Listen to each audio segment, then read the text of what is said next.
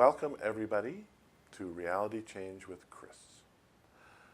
This is our, could be our last show before Christmas and New Year's, but we do have to emphasize that there are words after our last show.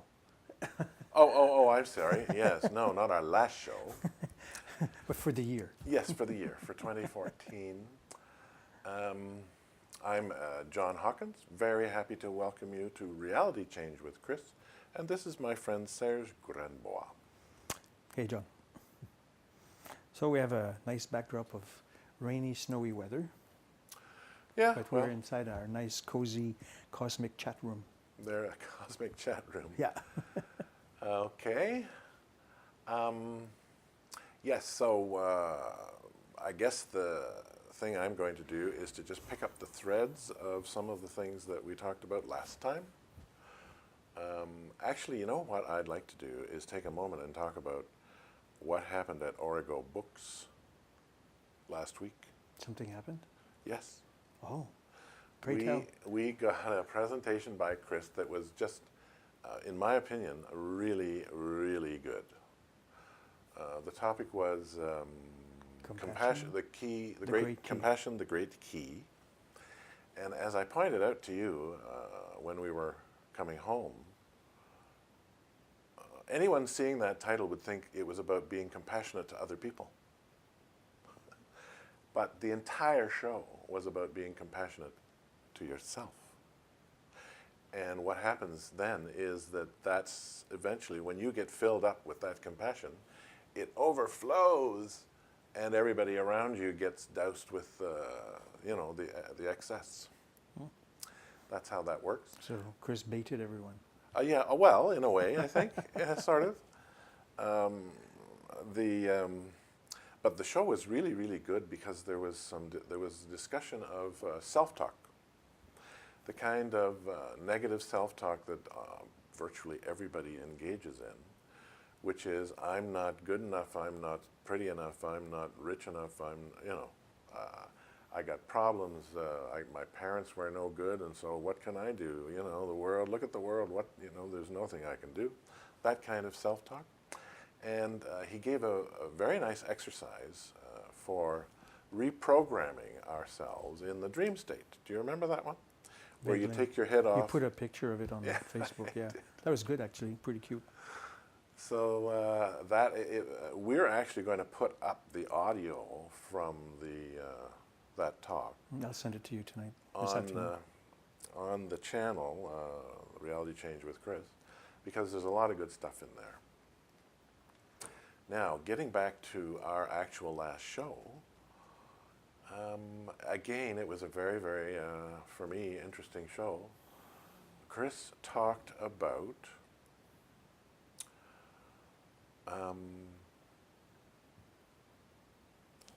whales in a very, very interesting way. The previous Origo? Oh, no, the previous show like this. Oh, yeah. Okay, yeah. He talked about how he talked about DNA, how our DNA makes us brothers and sisters of all the other plants and animals, not just in this world, but in the universe. And there was a very interesting idea that the universe is actually, in some ways, an extension of our own self, which I double-checked, and turns out that that's true, although it's maybe not as simplistic as that. How do you mean? Well, true. Well, the thing he said to me, I was a little shocked. He said, the universe is an extension of your DNA. And I was saying to him, my DNA is and he said, not your personal DNA, but DNA as a thing, right? So it's not as though I am sort of magically making the universe, but at the same time, they would put Michelangelo to shame. Well, yeah, not a bad job, eh? Yeah. Could have used a little more sunshine today. Yeah, what are you doing? Submit your requests. But even though we're laughing at that at the surface level, at a very, very deep level, there is a kernel of truth in that idea that the universe is an extension of my own self. Are we not getting Kris? Yeah, I'm just kind of like reeling in it, because there was something that you told me a few minutes ago that Kris said on Monday night Yes. in a private session with somebody else. That person sent you the quotation, Yes. Which is the same thing. I know, I just snuck it in. Yeah. Sneaky. Because I'm very interested in that idea.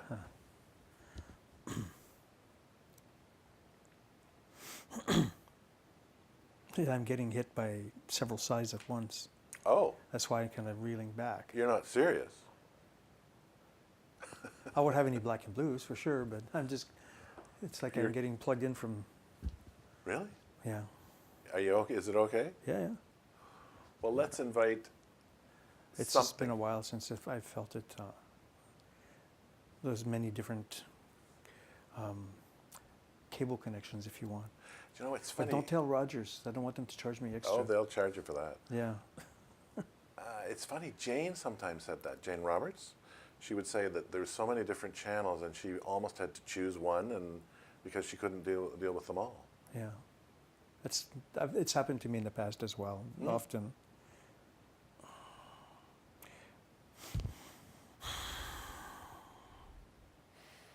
I think we're going to be joined by Kris.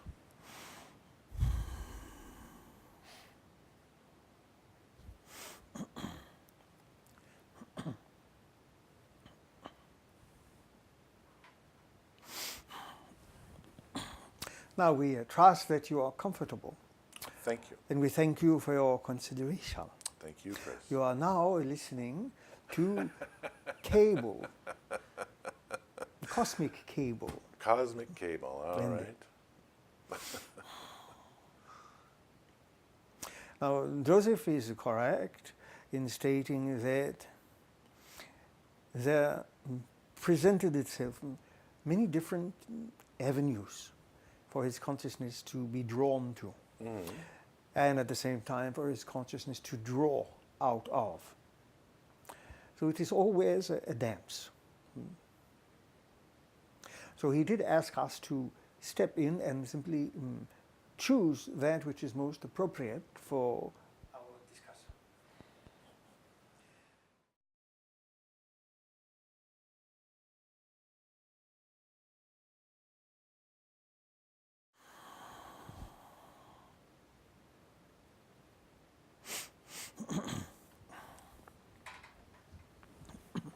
Now to continue, and we do want to mention to our young producer Yeah. that it is quite all right to allow this little technical glitch to appear. It will more or less ground the experience into a living situation. So it is quite acceptable, and you need not fuss over it, because we know you are a fuss bucket. Now then. So this statement that the universe, seen and unseen, as we like to point it out, is then an extension of everything that you are. Okay. It is an extension. It is not you, but an extension. Okay. Just as your physical form is an extension of you, who you are. Just as your hand with its various digits are an extension of your arm, which is an extension of your torso. Okay. But they are not you. No. Otherwise, you could say, talk to the hand. Right. And that is only used in certain situations. Yes.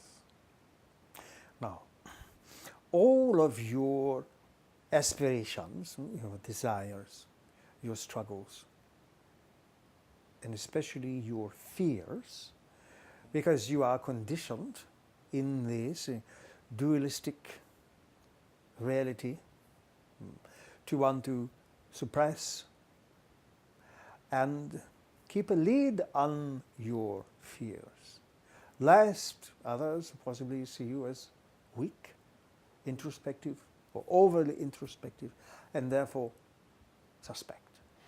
Right. All of these then appear in the physical universe, so that, or in order for it to be brought to your attention so you can deal with the situation, and especially your fears, because you are often want to credit others as the source of your fears and iniquities, or sensed iniquities. Right. It's not my fault. Indeed, it is obviously somebody else's fault.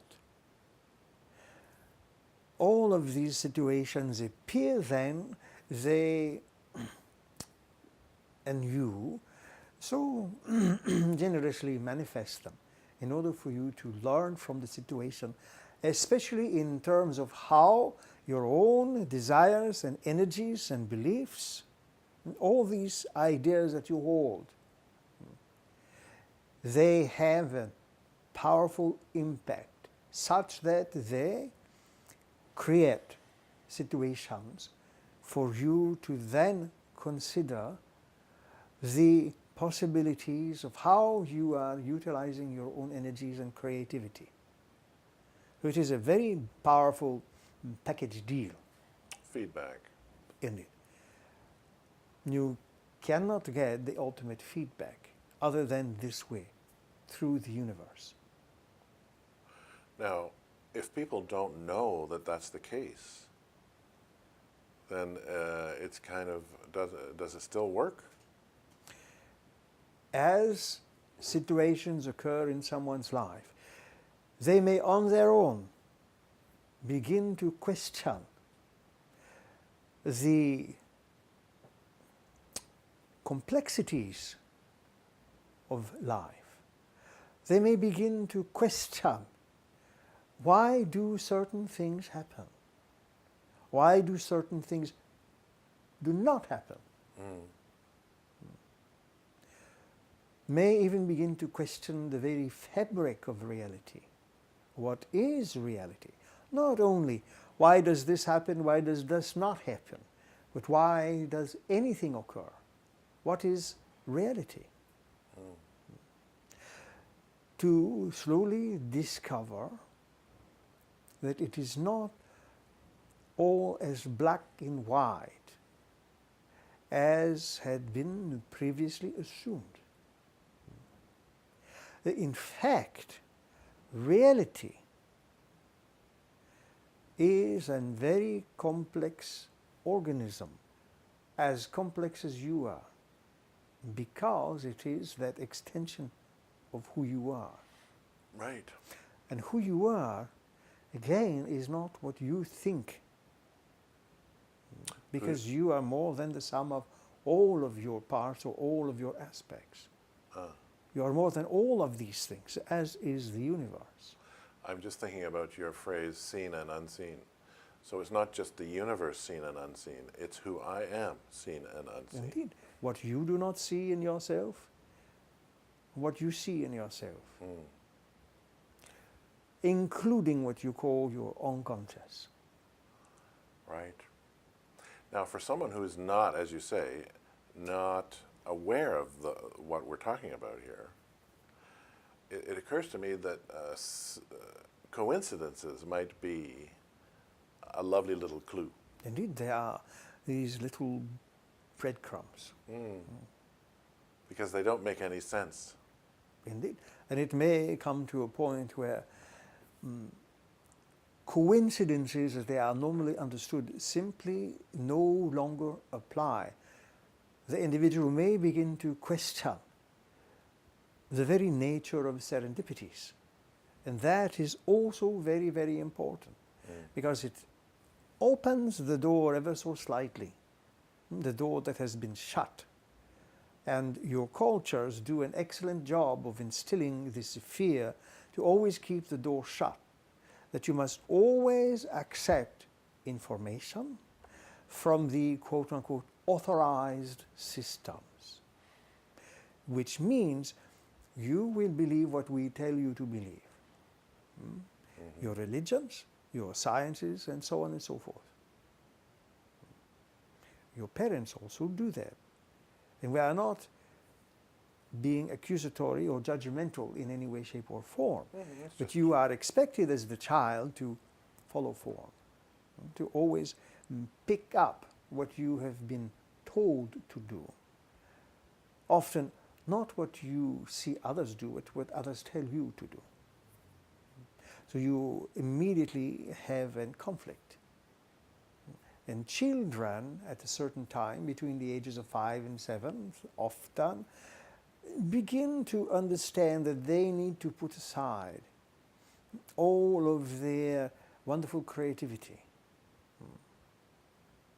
Whether it is their imaginary friends, or their talk of having other lives, or so many other issues, and begin to follow in the tracks of all those who have traveled before. So the indoctrination begins at an early age. In these ways, you forget your connection to the universe. You also forget your connection to Source.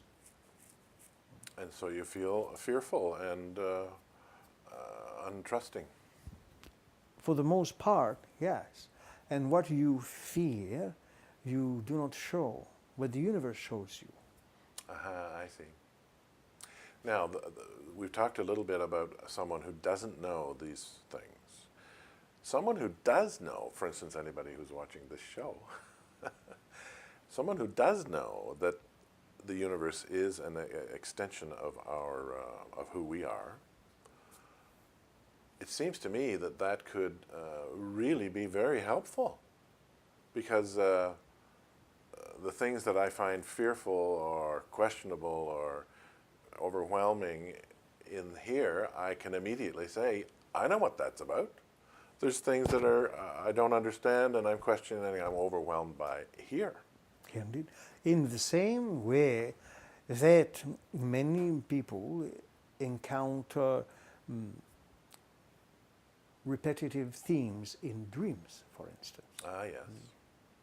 Perhaps they dream that there is a creature with harmful intent chasing them, wolves snapping at their heels in the dream state.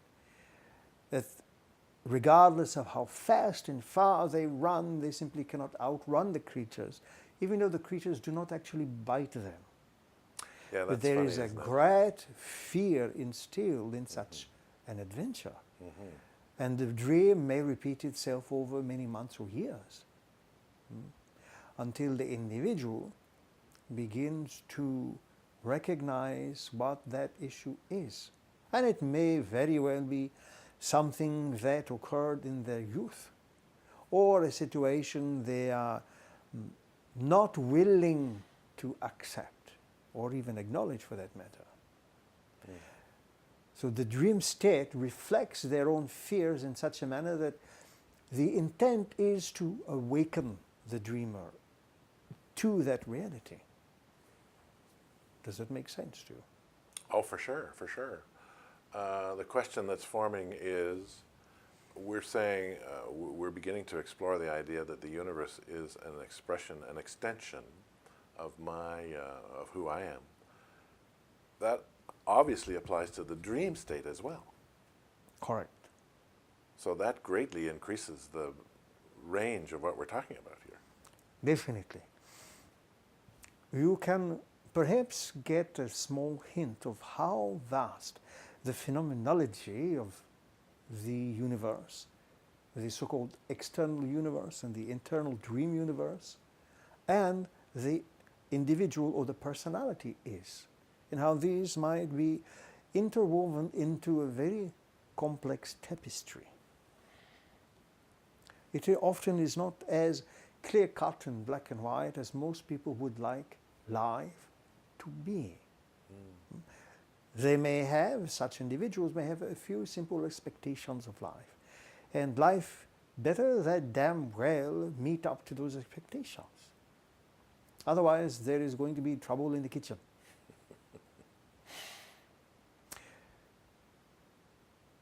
When you begin to comprehend the depth and the width and all the inner dimensions that are active in the principle, quote unquote, of the personality, then you have an extremely powerful means of resolving many problematic or challenging situations simultaneously. I see that. So we have an online seminar coming in January. Yes. So we are doing a little self-promo here. Okay, well, So you want to read the title, please.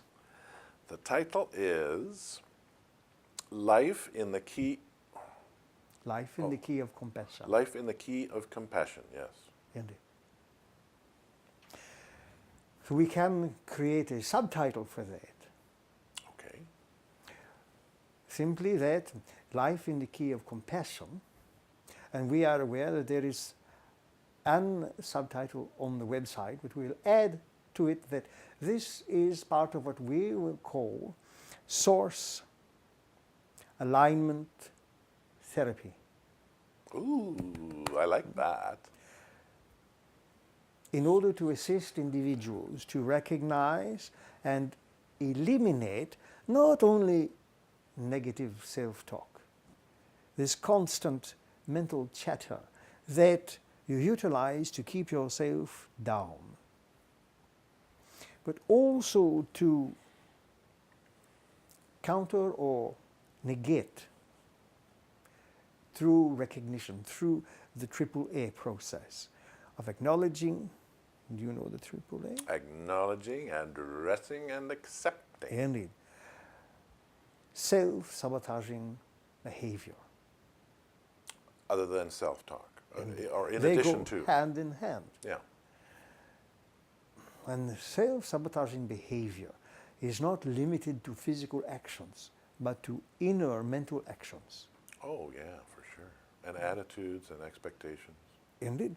So you have a complex array of situations as well.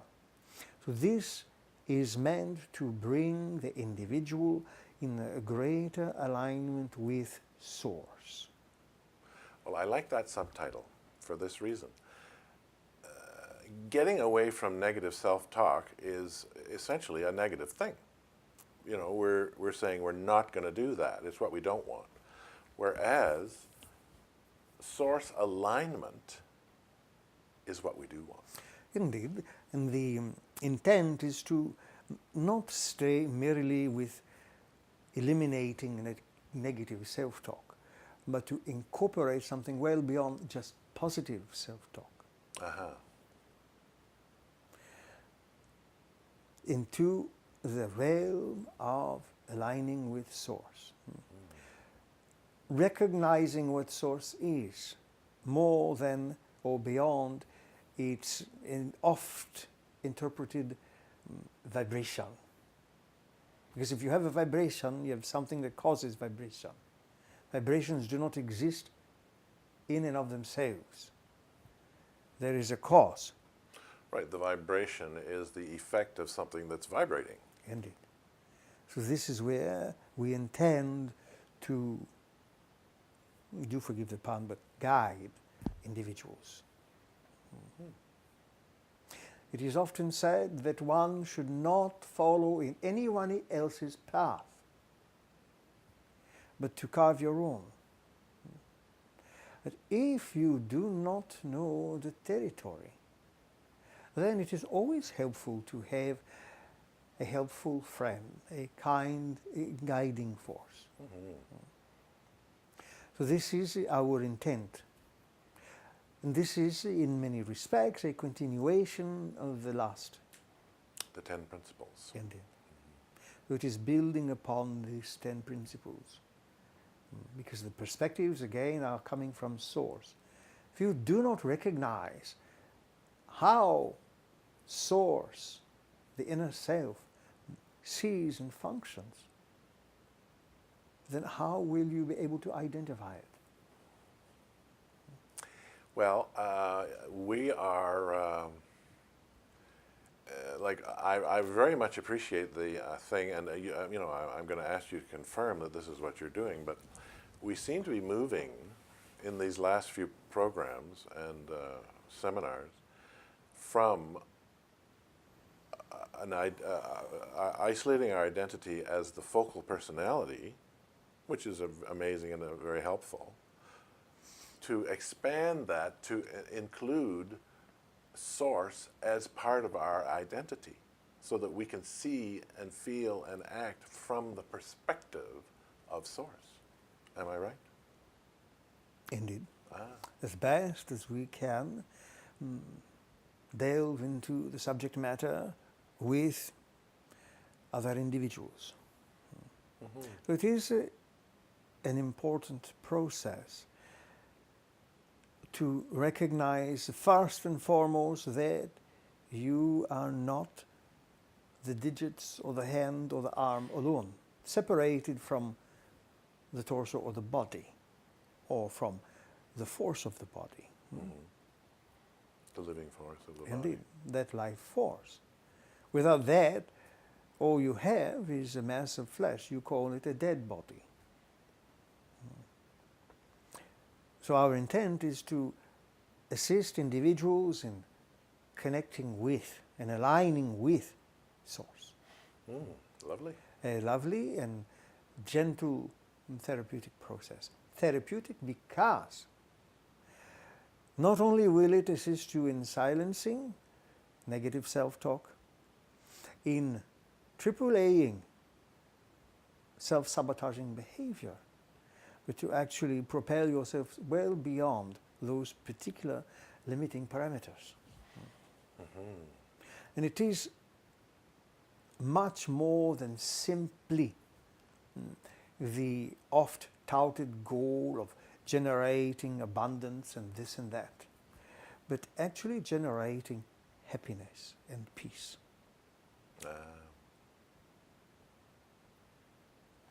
And we are certain that very few individuals would refuse happiness and peace of mind. There may be one or two in the universe. No, sign me up for happiness and peace for sure. Yeah, that's great. We are at the halfway mark. Indeed, then, do take your well-deserved break. Thank you, Kris. We're back, and as usual, we're going to talk a little bit about some coming events and what have you before we invite Kris to join us again. Actually, Kris has already talked about the upcoming seminar, but I'm just going to summarize quickly. There's going to be a seminar starting January 19th, and these are usually online Skype. Yeah, it's a Skype seminar. Yeah. You dial in through Skype, and there are usually 8 hour-long sessions once a week. Yeah, eight 1 hour long session, 1 hour, an hour and a quarter or so. Right. So you're getting 8 hours of Kris. Yeah. Which is pretty good. And what the title is, Life in the Key of Compassion. And Kris just moments ago gave us a subtitle, an alternative subtitle. There's already one on the website. But this one I like, Source Alignment Therapy. Now, the other upcoming event is January 23, a Friday. We're going to be back at Origo Books. And the title of that session is The Lost Treasure, an Introduction to Channeling the Lost Treasure of Connection. Very nice, eh? Now, just a reminder that private sessions are on dramatically reduced cost, and you get two for $175. You get 150. Oh, sorry, it's $150. See, I'm trying to put something, get a little, $150 for 2 sessions. You can have one yourself and give one to somebody that you want to gift. Also, the books are free, particularly the Dream book, Discourse on Dreams, Yep. is free for the shipping, which is... In Canada, I think it's $13, and overseas is 18 some change or something like Right. that. Well, as far as I know, I don't know if there's any more coming events, is there? No. Oh, you know what I think is probably worth mentioning is that for next Wednesday, we tape on Wednesday. Does it matter that people know It's that? only Wednesday for us. We tape on Wednesday, but this show will be up on probably Sunday morning.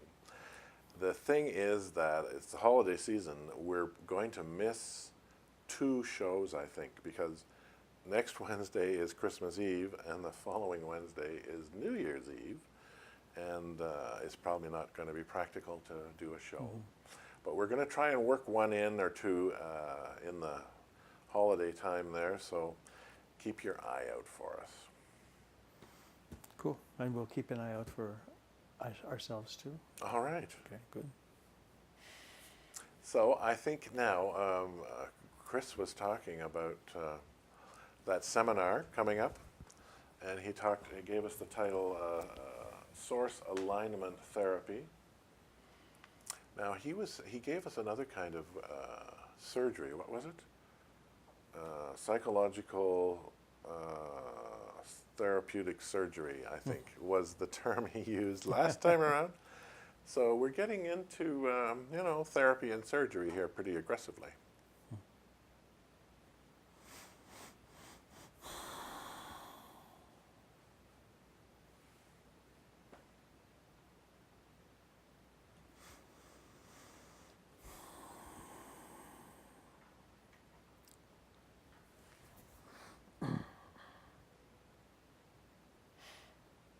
Now we trust that you had a very nice little break. Thank you, Kris, and welcome back.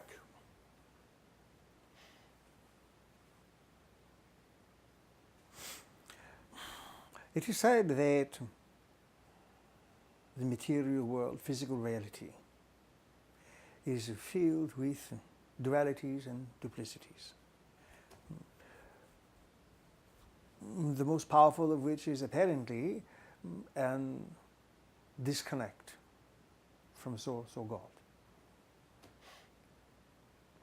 Now, it is also understandable that one can never be truly separated from one's own source. That's true. No more than your hand can be separated from your arm And still be a hand. and still function as one. But you can create your own disconnect, and you often do, especially out of your own fears.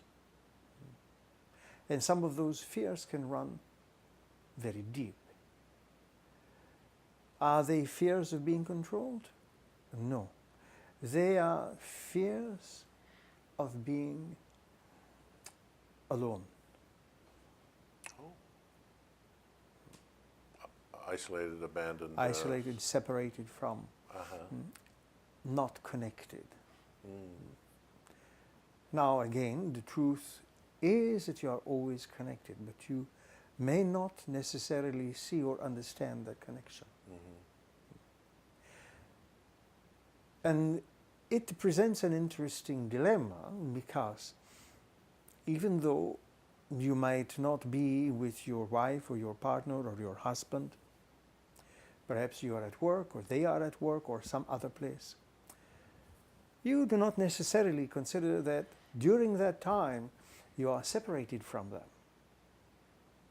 No, well, not In a certain sense, you may psychologically, experience emotionally. pangs of separation, feelings of separation, which actually, and strangely enough, connect you even more.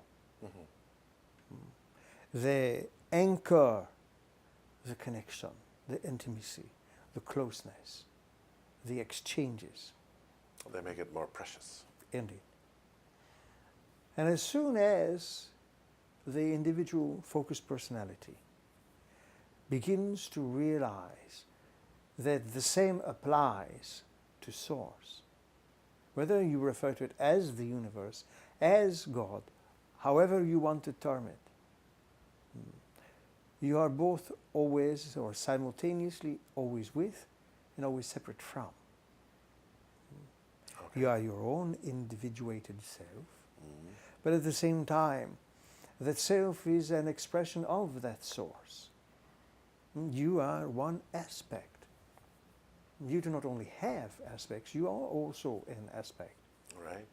of Source or self. But you need never feel abandoned, separated, cut off from. Instead, always realizing that you are eternally tied to Source. Just like for the duration of your body's lifespan, unless you sever your arm or hand, you are always with that particular limb.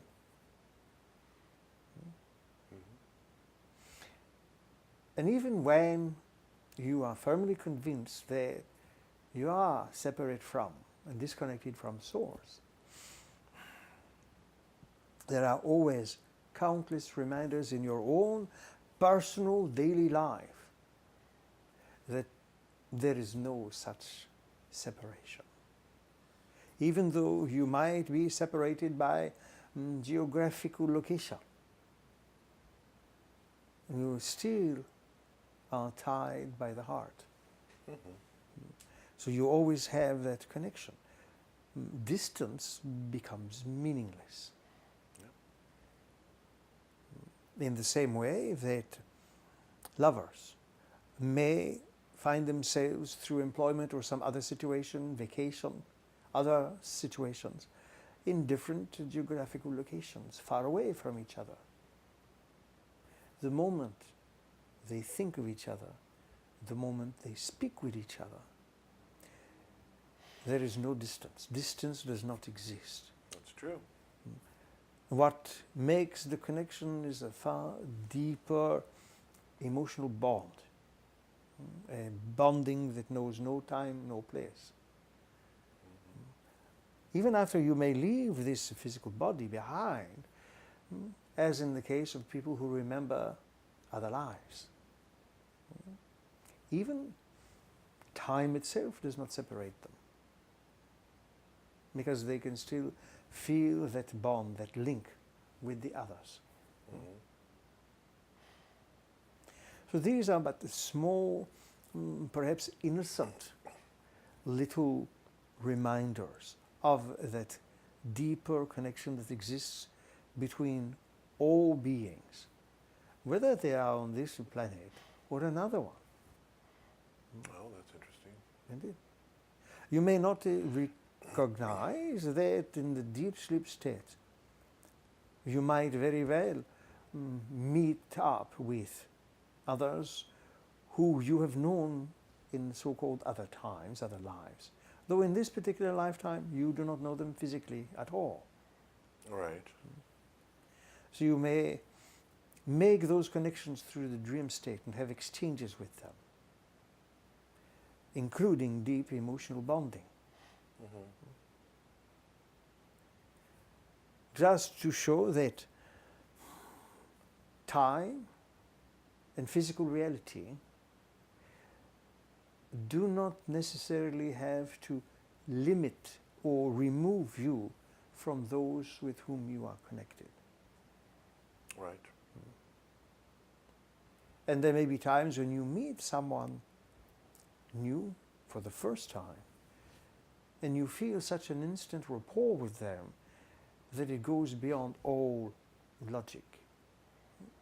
Instead, it has emotional logic. So it does not have rational logic. And this is still acceptable.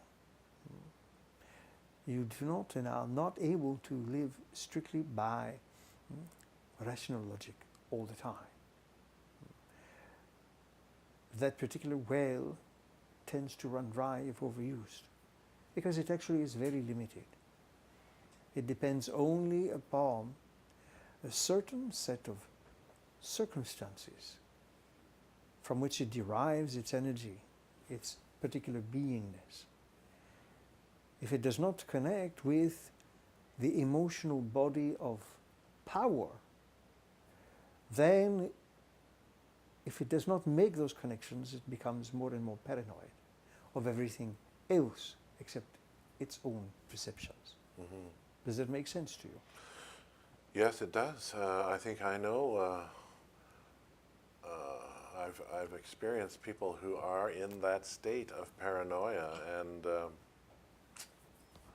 isolation and fear.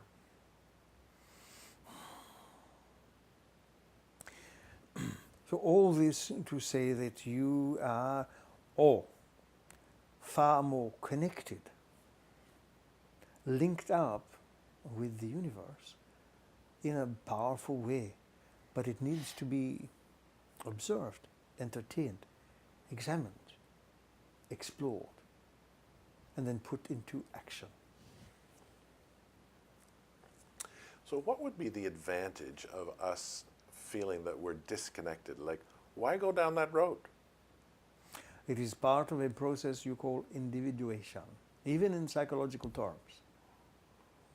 You must establish your own sense of identity under normal conditions, meaning the conditions within the boundaries of your physical reality. You tend to go overboard and you cut off anything that you believe may threaten your individuality. Because at this point you have neglected to understand the role of the ego, and you think you are the ego. Right. And the ego is, because it's bereft of its connection, natural connection, begins to think that this is all it's got and it has to hang on to it. So you could consider the ego to be the fingertip. All right. So you pass the fingertip on the arm of this chair, you get a certain sensation. Right. You feel the texture, the coolness, the smoothness of this leatherette. Yes. If you put the finger on this brass plate, you feel the engravings, you feel the coolness of the metal, and so on and so forth. But is it fair to say that what the fingertip has perceived is all there is to its sensed area of perception? The leather-like armchair or the brass plate? Well, no, it's just getting a little slice. Indeed. It is only a small expression of something much larger. But to assume that this is what the chair is, or that is what the brass plate is, only limits your experience of the whole subject matter. Because the chair is far more than that, and the brass plate is far more than the finger perceived of it. Right. And it has to be put into context. The plate is on the table. On the plate rests a lamp. The chair is on the floor. The chair allows the body to sit in it. And it adds furnishing to this room and the environment. It adds a dimension to it. And so on and so forth. There is always so much more. And that's a great deal more than what the finger Indeed. sensed. But to limit your observations only to what the fingertip sensed deprives you of so much more. So let me extend the metaphor. Indeed. So the ego, if we feel that the ego, what the ego touches with the five physical senses is definitive, and that's all there is, then we're missing out on 99.99% of it, everything. Indeed. It is not unlike looking into an old-fashioned keyhole, looking into another room through the keyhole. Now your vision is limited to what can be seen through that keyhole. You do not see the rest of the room and the setting and so on and so forth. Right. Therefore, to assume that that is what the room looks like is not accurate. It is incomplete. To assume that physical reality is only what your senses report to you does the very same thing. It deprives you of a larger, richer, vaster experience. Okay, so the question for me then is, okay, the 5 physical senses, the ego, this is looking through the keyhole. How do I open the door and go in there and find out, like... Indeed. So to continue that, perhaps a poor analogy, Yes. to assume that all there is to you is what the physical body says without taking into consideration the source of your being, also limits and deprives you of a vast, richer, deeper type of experience. So just simply the awareness that there's a source of my being that I can't perceive with the physical senses opens that door. Indeed, it opens it a crack. A crack. Then as you peek inside and you begin to realize there is more and more and more. It is like tasting one drop of an ocean of nectar. You know there is an ocean of it because the nectar has to come from somewhere. Mm-hmm. So you might be so tempted as to go find that, the source of that drop. I see. Well, let me just put this together for my own mind, my own ego. So when I'm aware that my senses are looking through a keyhole at reality, and it's distorted and terribly limited, simply knowing that I'm connected to source opens the door a crack, and then what happens is I start to have new desires. Indeed. New yearnings, cravings, Yes. and taste for that greater adventure. Yes. What more are you capable of? What more knowledge can you actually understand? And we are not talking about filling your brain with stuff, but actual knowledge, knowledge of self. Discovering what you are all about, beyond what you've always assumed that you are. Just a physical form, a body, a person who was born, who will live and eventually return to the earth. So there is so much more to you, to all of you.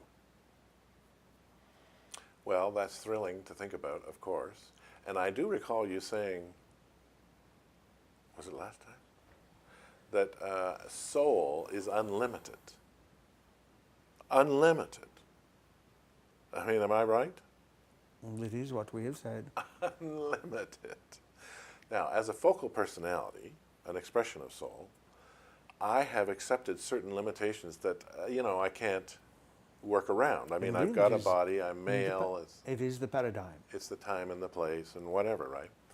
Now, but what I think I'm beginning to glimpse is that I've accepted limitations that I don't have to accept, that are not about when the sun comes up and the fact that I have a male body and this is 2014. Those I have to accept in a sense. Because you function in that consensus. I'm playing this game. But I have a feeling that there are many, many other limitations that I've accepted about who I am and what my potentials are that I don't have to accept to play this game. Eh?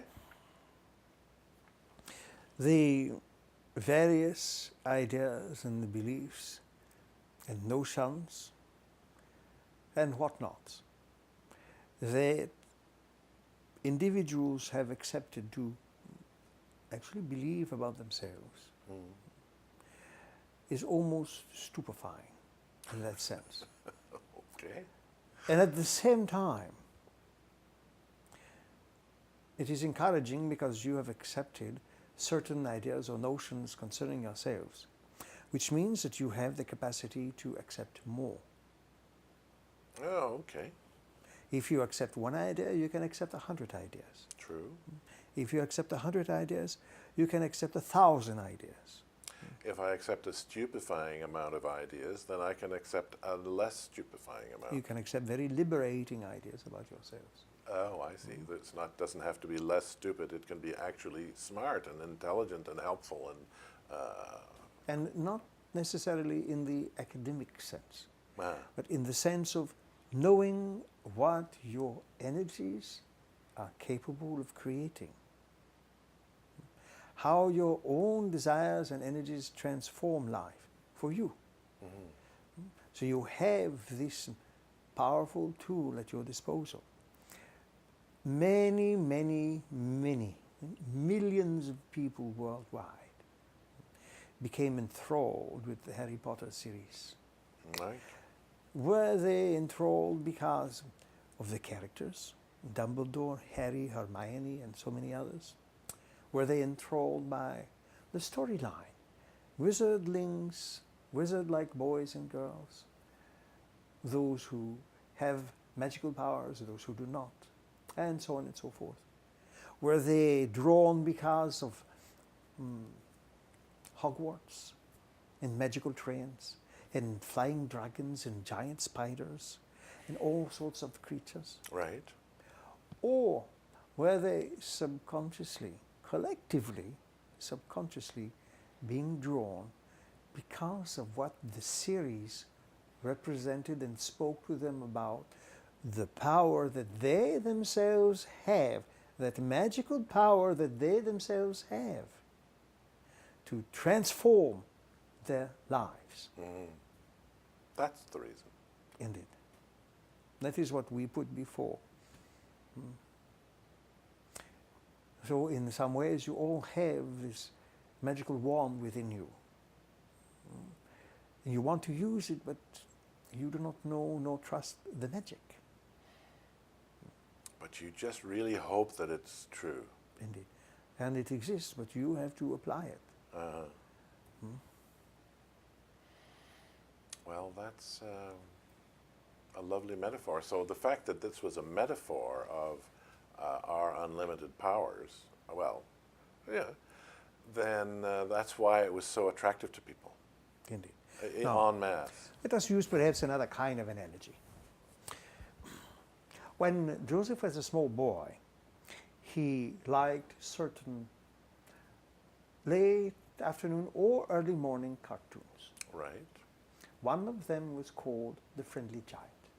Oh, we talked about the Friendly Giant before. Indeed. So the Friendly Giant would put his little chairs here, his little table there. And the one for two to curl up in. Indeed. In this little scenario. Yes. And you could see his giant fingers, or rather the minuscule chairs and tables and Right. carpets and so on. Right. And the little rocking chair. So, many, many individuals, millions of them, they set up their little furnishings in this way, in that way, metaphorically speaking. Yes. And then they convince themselves that there can be no other arrangement but the one they have set up. That reality can be no other way than the way I have assumed it to be. So that creates a set of built-in prejudices about everything else. And that drastically limits their experiences of life. On the one hand, it creates an intense focus. Sure. But you must also understand that there are times when you need to let go of that focus to observe life that is close at hand. Or enhance the focus to observe other things, but do not get stuck on the focus as being the only way to perceive reality. Does that make sense to you? Oh, it makes great sense. I loved that show too. Indeed. And there was Rusty the Rooster and Jerome the Giraffe. Yes. Yes, that was a great little show. I wonder, I'm sure it's on YouTube. Well, I think we're basically pretty much towards the end of our show today, Kris. Indeed. Then let us remind you of this simple fact. Life is what you make of it. Life does not have to define you. Your past, your so-called mistakes, and so on and so forth, do not have to define you unless you wish it to. Your hurts, your pains, your broken hearts do not have to define you unless you wish it so. When you decide you have had enough, then you can let that go. And the upcoming seminar then is for that purpose. Right. And with that, we thank you for your lovely consideration. And we return Joseph to you. Thank you, Kris. Well, I think that that's our show today, folks. It was a very interesting show, as always. I hope that we can reconnect again before the new year. And in the meantime, enjoy.